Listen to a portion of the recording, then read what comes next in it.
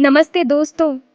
आज हम बात करेंगे एक ऐसी सब्जी के बारे में जो स्वादिष्ट होने के साथ साथ सेहत के लिए भी बहुत फायदेमंद है। शकरकंद तो आप सब जानते ही होंगे। ये एक ऐसी सब्जी है जो हर मौसम में मिल जाती है और हर उम्र के लोग इसे पसंद करते हैं। ये खाने में मीठा और सेहत के लिए बहुत अच्छा होता है। इसमें फाइबर, विटामिन्स और मिनरल्स भरपूर मात्रा में होते हैं जो हमारे शरीर के लिए बहुत ज़रूरी है। किसान भाई शकरकंद उगाकर अच्छी कमाई कर सकते हैं।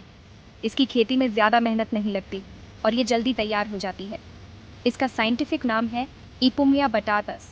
ये एक रूट वेजिटेबल है, मतलब इसका खाने वाला हिस्सा ज़मीन के नीचे उगता है। शकरकंद की जड़ें मिट्टी के अंदर होती हैं और इन्हें निकालने के लिए थोड़ी सी सावधानी की ज़रूरत होती है। ये जड़ें बहुत नाजुक होती हैं और आसानी से टूट सकती हैं। इसमें बीटा कैरोटीन होता है जो हमारे शरीर में विटामिन ए बनाता है। विटामिन ए हमारी आंखों के लिए बहुत फ़ायदेमंद होता है और हमारी इम्यूनिटी को भी बढ़ाता है। शकरकंद को उबालकर, भूनकर या तलकर खा सकते हैं। इसे पकाने के कई तरीके हैं और हर तरीके में इसका स्वाद अलग होता है। इससे मीठे पकवान भी बनते हैं। शकरकंद की खीर, हलवा और पाई बहुत ही स्वादिष्ट होते हैं और इन्हें बनाना भी बहुत आसान है। शकरकंद की खेती किसानों के लिए फायदेमंद हो सकती है। अगर सही तरीके से इसकी खेती की जाए तो इससे अच्छी कमाई हो सकती है। अगर आप शकरकंद की खेती के तरीके समझ लेंगे तो आपकी सफलता की संभावना बढ़ जाएगी। इसके लिए आपको सही जानकारी और तकनीक की ज़रूरत होगी। तो चलिए, आज हम आपको शकरकंद उगाने का तरीका बताते हैं। इसके लिए आपको सबसे पहले अच्छी गुणवत्ता वाले बीजों का चयन करना होगा और फिर सही समय पर इन्हें बोना होगा। शकरकंद की खेती का पहला कदम है मिट्टी तैयार करना। अच्छी मिट्टी से पौधे अच्छे से बढ़ते हैं और फसल भी अच्छी होती है। शकरकंद को पानी जमा न होने वाली मिट्टी पसंद है। मिट्टी भुरभुरी होनी चाहिए ताकि जड़ें आसानी से फैल सकें। खेत की सफाई करें, घास पत्थर हटा दें, फिर खाद या कंपोस्ट मिलाएं। इससे मिट्टी में पोषक तत्व बढ़ेंगे। मिट्टी को अच्छी तरह से जोतना जरूरी है। इससे मिट्टी भुरभुरी होती है और पानी भी अच्छे से निकलता है। अब आपकी मिट्टी तैयार है। शकरकंद की खेती में पौधे लगाना बहुत ज़रूरी है। सही समय पर पौधे लगाना और भी ज़रूरी है। गर्मी के महीने यानी अप्रैल से जून के बीच पौधे लगाने का सबसे अच्छा समय होता है। शकरकंद को छोटे पौधों से उगाया जाता है जिन्हें हम स्लिप्स कहते हैं। ये स्लिप्स पुराने शकरकंद के आंखों से निकलते हैं। स्लिप्स को कतारों में लगाएं। हर स्लिप के बीच लगभग 30 सेंटीमीटर की दूरी रखें। स्लिप्स को लगभग 10 सेंटीमीटर गहराई में लगाएं। ध्यान रखें कि जड़ें पूरी तरह से ढकी हों। पौधे लगाने के बाद अच्छी तरह से पानी दें। इससे उन्हें मिट्टी में जमने में मदद मिलेगी। फसल चक्र खेती का एक जरूरी हिस्सा है। यह एक प्राचीन कृषि तकनीक है जो आज भी उतनी ही महत्वपूर्ण है जितनी सदियों पहले थी। इसमें एक ही जगह पर अलग अलग फसलें उगाई जाती हैं, एक के बाद एक। यह प्रक्रिया न केवल मिट्टी की गुणवत्ता को बनाए रखने में मदद करती है, बल्कि फसलों की पैदावार को भी बढ़ाती है। इससे शकरकंद की खेती को कई फायदे होते हैं। शकरकंद की फसल को स्वस्थ और मजबूत बनाए रखने के लिए फसल चक्र एक महत्वपूर्ण भूमिका निभाता है।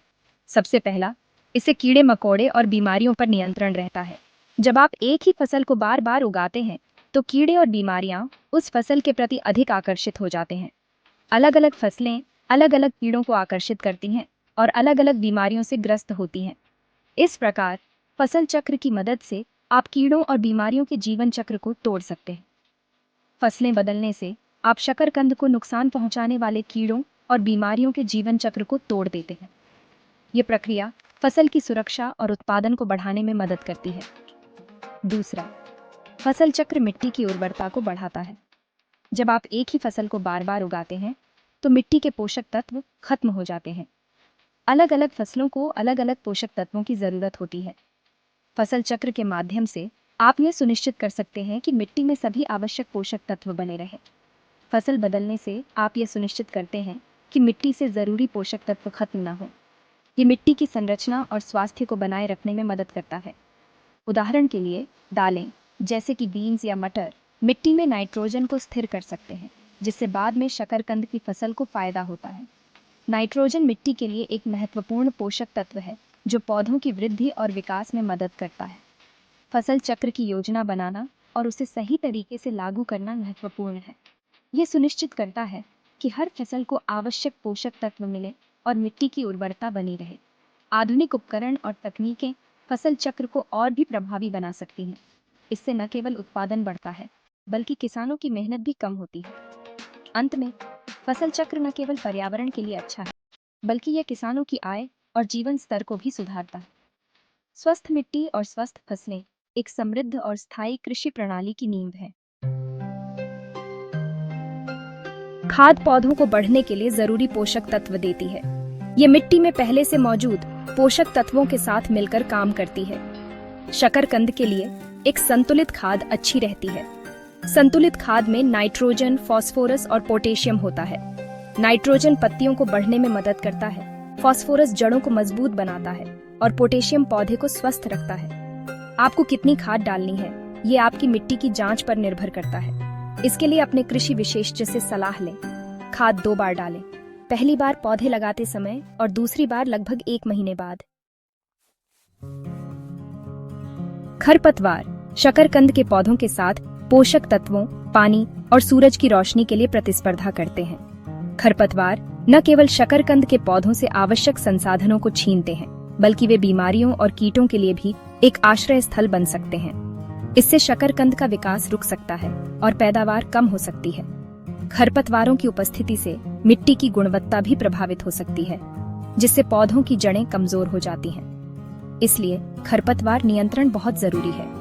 एक प्रभावी खरपतवार नियंत्रण योजना न केवल फसल की पैदावार को बढ़ा सकती है, बल्कि खेत की समग्र सेहत को भी सुधार सकती है। खरपतवार नियंत्रण के कई तरीके हैं। इनमें से कुछ पारंपरिक हैं, जबकि कुछ आधुनिक तकनीकों पर आधारित हैं। मल्चिंग एक अच्छा तरीका है। ये न केवल खरपतवारों को नियंत्रित करता है, बल्कि मिट्टी की नमी को भी बनाए रखता है। मल्चिंग में पौधों के आसपास सूखी घास या लकड़ी के टुकड़े बिछा दिए जाते हैं। ये विधि खरपतवारों को सूरज की रोशनी से वंचित करती है, जिससे वे उग नहीं पाते। इससे खरपतवार नहीं उग पाते, क्योंकि उन्हें धूप नहीं मिलती। इसके अलावा मल्चिंग से मिट्टी की संरचना भी सुधरती है। इससे मिट्टी में नमी भी बनी रहती है। नमी बनाए रखने से पौधों की जड़ें मजबूत होती हैं और वे बेहतर तरीके से बढ़ते हैं। दूसरा तरीका है हाथ से खरपतवार निकालना। ये विधि पारंपरिक है और इसमें कोई रसायन नहीं होता, जिससे यह पर्यावरण के लिए सुरक्षित है। ये थोड़ा मेहनत का काम है, लेकिन असरदार है। हाथ से खरपतवार निकालने से मिट्टी की संरचना भी बनी रहती है और पौधों को कोई नुकसान नहीं होता। खरपतवार नाशक दवाइयों का भी इस्तेमाल किया जा सकता है। ये दवाइयां खरपतवारों को तेजी से खत्म करती हैं, लेकिन इनका उपयोग सावधानी पूर्वक करना चाहिए ताकि फसल को कोई नुकसान न हो। खरपतवार नाशक दवाइयों का उपयोग करते समय हमेशा निर्देशों का पालन करें और सुरक्षा उपायों का ध्यान रखें। सही तरीके से उपयोग करने पर ये दवाइयां बहुत प्रभावी हो सकती हैं। सही खरपतवार नियंत्रण तकनीकों का उपयोग करके आप अपनी शकरकंद की फसल को स्वस्थ और उत्पादक बना सकते हैं। यह न केवल आपकी पैदावार को बढ़ाएगा, बल्कि आपके खेत की समग्र सेहत को भी सुधार देगा। पानी पौधों के लिए बहुत जरूरी है। शकरकंद को नियमित पानी चाहिए, खासकर गर्मी के मौसम में। कितनी बार पानी देना है, ये मिट्टी के प्रकार, मौसम और पौधे की बढ़त पर निर्भर करता है। शुरुआत में पौधों को ज्यादा पानी दें, इससे उनकी जड़ें मजबूत बनेंगी। जैसे जैसे पौधे बड़े होते जाएं, आप पानी कम कर सकते हैं। मिट्टी में उंगली डालकर देखें, अगर मिट्टी सूखी लगे तो पानी देने का समय हो गया है। ज्यादा पानी देने से बचें, इससे जड़ें सड़ सकती हैं। पौधों को गहराई तक लेकिन कम बार पानी देना सबसे अच्छा है, इससे जड़ें गहराई तक जाती हैं। पौधे लगाने के लगभग 4 से 5 महीने बाद शकरकंद की फसल तैयार हो जाती है। जब पत्ते पीले होने लगें, तो समझ लीजिए कि फसल काटने का समय आ गया है। फसल काटने के लिए पौधों के आसपास की मिट्टी को हल्के से खोदें। पौधों को आराम से जमीन से बाहर निकालें। फसल काटने के बाद शकरकंद को कुछ दिनों के लिए हवादार जगह पर सुखाएं। इससे उनका छिलका मजबूत होगा और वो ज्यादा दिन तक चलेंगे। शकरकंद को ठंडी और सूखी जगह पर रखें। अच्छी जगह पर रखने से शकरकंद कई महीनों तक चल सकते हैं।